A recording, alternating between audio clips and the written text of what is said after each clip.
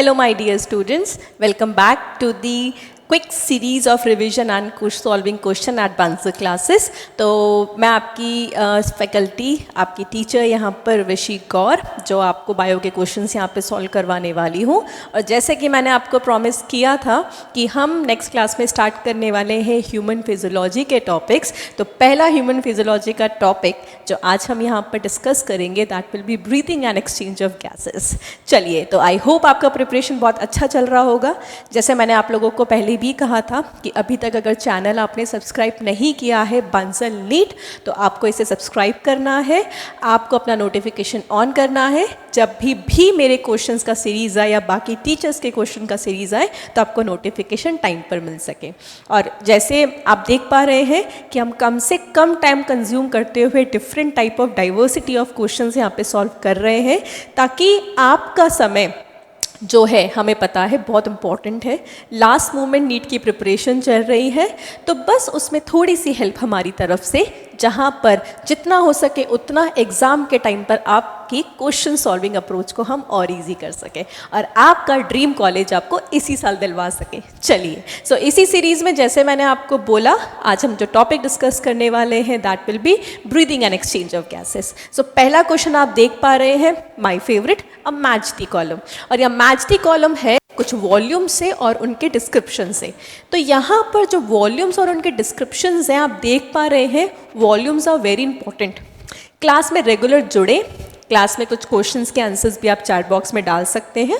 और आपको किसी भी टॉपिक में किसी भी तरह का डाउट है, कोई कंसर्न है, कोई एक्सप्लेनेशन आप हमारी तरफ से टॉपिक रिलेटेड चाहते हैं, तो प्लीज़ ज़रूर हमें चैट बॉक्स में इस बारे में बताएं। चलिए, सो यहाँ पर पहला है टाइडल वॉल्यूम।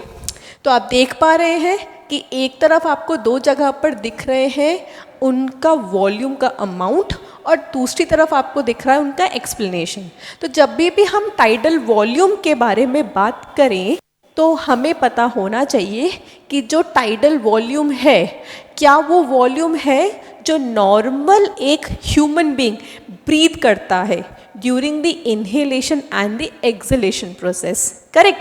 कितनी होती है ज़रा मुझे चैट बॉक्स में लिख कर बताओगे? Is that something related to 500? चलो, सो टाइडल वॉल्यूम की बात करें, क्या ये वो वॉल्यूम है of air that is inspired और even expired in the normal human being during a normal respiration. Now जब हम बात करें यहाँ पर इंस्पायरेटरी रिजर्व वॉल्यूम की, क्या होती है इंस्पायरेटरी रिजर्व वॉल्यूम? कोई बताएगा जल्दी? Inspiratory reserve volume, a person can expire by a forcible expiration. But ये तो इनहेलेशन की बात कर रहे हैं, तो ये तो आंसर नहीं आने वाला। तो the answer will be going from the description volumes air. So अगर बात करें हम इंस्पायरेटरी रिजर्व वॉल्यूम की, दैट इज द वॉल्यूम और the amount of the air जो कोई भी person after a forceful process क्या कर पाएगा, इनहेल कर पा रहा है। सो पॉइंट टू नोटिस कि यहाँ पे बात की जाए IRV कितनी होती है। So IRV is approx 2500 to 3000 ml. Correct? Now यहाँ पे बात करें एक्सपायरेटरी रिजर्व वॉल्यूम की, तो क्या एक्सपायरेटरी रिजर्व वॉल्यूम ये वो वॉल्यूम होती है एयर की जो पर्सन एक्सहेल कर सकता है बाय अ फोर्सफुल एक्सपायरेशन। जैसे मैंने अभी आपको बताया, इंस्पायरेटरी रिजर्व वॉल्यूम वो वॉल्यूम होगी जो पर्सन इंस्पायर कर पाएगा बाय द फोर्सफुल। तो ये दोनों जो रिजर्व वॉल्यूम है that will be form by the forceful respiratory process. जबकि बात की जाए रेसिडुअल वॉल्यूम की, the amount of air which is left behind that is 1100 to approximately 1200 ml। So आप देख पा रहे हो आंसर क्या होगा? Tidal volume goes with the third, B goes with the second. Answer will be option number 4th. A is going with third, B is going with second, C is going with the fourth and D is going with the first option. Okay? तो इस तरह से questions के answers आपको निकालने हैं। अगला question आप देख पा रहे हैं, एक डायग्राम बेस्ड क्वेश्चन है। मुझे चैट बॉक्स में बताओ ये किस चीज़ का डायग्राम है? क्या ये एल्वोलाई का एक्सप्लेनेशन है, जहाँ पर क्या देखने को मिलता है, जहाँ पर आप देख पाते हो एक्सचेंज ऑफ गैसेस। करेक्ट है? एंड एक्सचेंज ऑफ गैसेस के लिए किसका फॉर्मेशन देखने को मिलता है? डिफ्यूजन, मेम्ब्रेन का फॉर्मेशन। तो मैम को जल्दी से बता दो, क्वेश्चन यही पूछा है डिफ्यूजन मेम्ब्रेन कौन कौन बनाता है।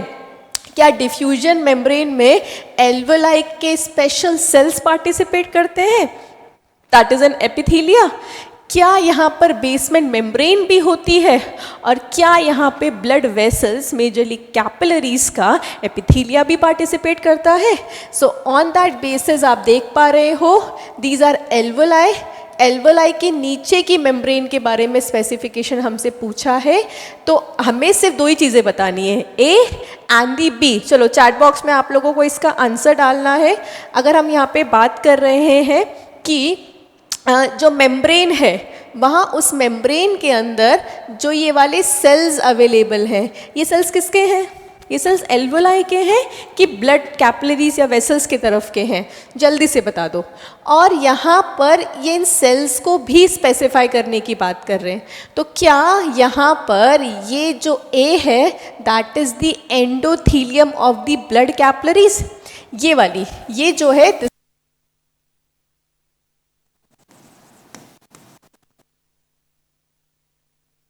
दी सेल्स ऑफ दी एल्वेलाई, नीचे है एंडोथीलियम, और ये जो सेल्स हैं दीज आर दी आरबीसीज, और हमें पता है आरबीसीज हैव दी हीमोग्लोबिन, और haemoglobin is an iron containing pigment which is responsible for the transport of gases.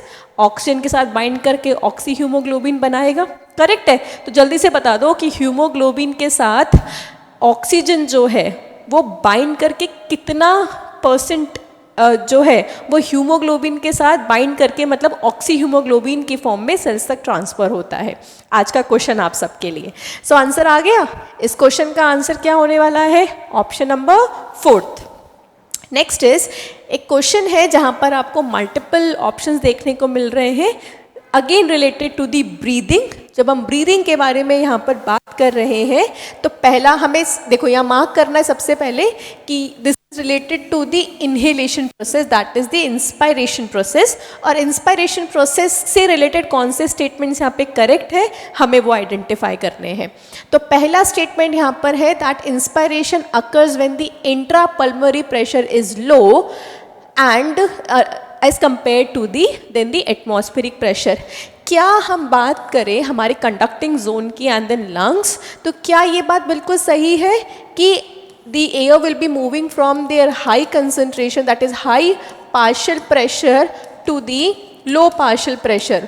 और इसके लिए क्योंकि पार्शियल प्रेशर विल बी जो उसका रोल है वो प्राइमरी रहने वाला है यहाँ पे, तो उस केस के अंदर क्या अंदर का प्रेशर लो होना चाहिए ताकि एयर अंदर की तरफ क्या हो सके, इनहेल हो सके। ये स्टेटमेंट बिल्कुल करेक्ट है। Next is contraction of the diaphragm increases the thoracic volume in the anterior posterior axis. क्या ये भी बिल्कुल करेक्ट है। जब हम इनहेलेशन की बात करते हैं डायफ्रेम कॉन्ट्रैक्ट होता है, फ्लैट हो जाता है, रिब्स का movement because of the intercostal muscles हम अपर साइड में देखते हैं ताकि थोरैसिक वॉल्यूम क्या हो सके, इंक्रीज हो सके। This statement is also correct. Next is contraction of the intraventricular muscle lifts the ribs and the sternum to increase the thoracic volume in the dorsal ventral axis। क्या ये statement सही है? हमें करेक्ट स्टेटमेंट्स बताने हैं। Contraction of the internal that will be external intercostal muscles जो यहाँ पे मेजरली काम करेंगी, तो this statement is wrong. Inspiration is a passive process that requires no muscular activity. मैंने अभी आपको बताया कि इनहेलेशन में डायफ्रेम का इंपॉर्टेंट रोल होता है, तो इन दैट केस ये स्टेटमेंट भी गलत है कि यहाँ पर कोई रोल नहीं होगा। अच्छा ये लिखा हुआ है कि inspiration is a passive process, जरा मुझे चैट बॉक्स में बताओ कि इंस्पायरेशन एक पैसिव प्रोसेस होता है या फिर एक्टिव प्रोसेस होता है। सो हमें करेक्ट स्टेटमेंट्स ढूंढने थे और मैंने आपको बताया कि जो फर्स्ट स्टेटमेंट है और जो सेकंड स्टेटमेंट है वो करेक्ट है, जबकि थर्ड और फोर्थ स्टेटमेंट यहाँ पर रॉन्ग है। So this becomes our answer. तो इस तरह से आप लोगों को क्वेश्चन सॉल्व करने हैं, जैसे कि डिफरेंट टाइप ऑफ क्वेश्चंस मैंने आपको बताए हैं, तो थोड़ी सी प्रैक्टिस करना और कोई डाउट हो तो चैट बॉक्स में ज़रूर पूछना। चलो, तो ये तो आज का टॉपिक था, that is breathing and exchange of gases. Next class में हम डिस्कस करेंगे the topic that is body fluids and the circulation. तब तक के लिए all the best for the preparation.